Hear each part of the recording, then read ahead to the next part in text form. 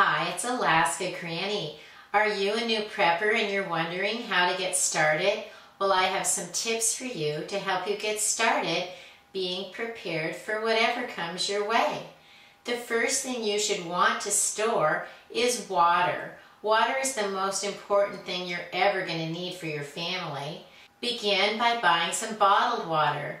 Then buy some water storage jugs. Buy them in sizes that suit the spaces where you can store them, and you can fill them up yourself. Next, you want to buy a water filter. Just because water is still running in your home doesn't mean that it's okay to drink.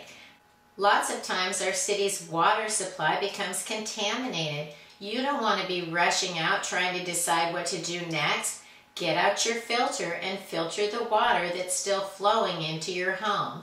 Plus, if you should ever need to evacuate, take it with you. You can filter any wild water that you need to meet your survival needs. The next tip is to start stockpiling food.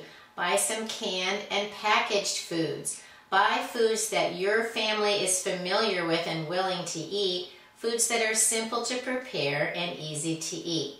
Make sure you store your dried foods properly to make sure they're going to last. All of your food needs to be stored in a cool, dry environment. Then you want to buy some long-term food storage. Look for things that are like dehydrated food items.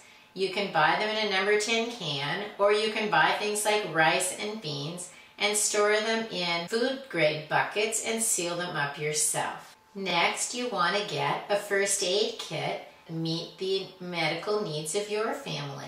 Next, you want to stockpile sanitation items. Look at the items you use all of the time. You'll want things like soap, shampoo, toothpaste, all the items that you use to keep your family and your home clean and running smoothly.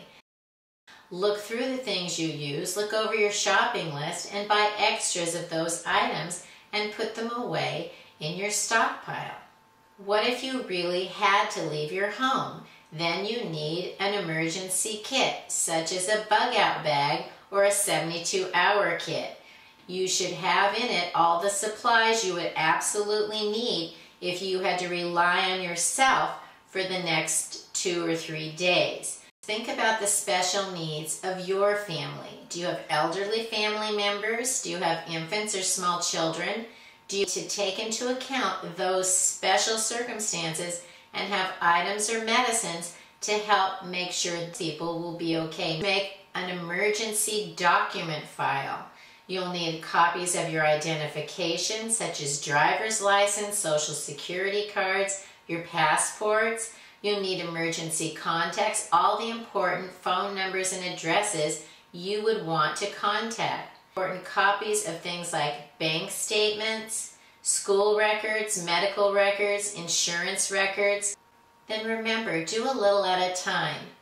Prepping doesn't have to be something that's scary and for an apocalypse. It just means you're smoothing the way for your family, so you'll always have what you need and you can make the best of any circumstances. Learn more at alaskagranny.com. Please subscribe to the Alaska Granny channel.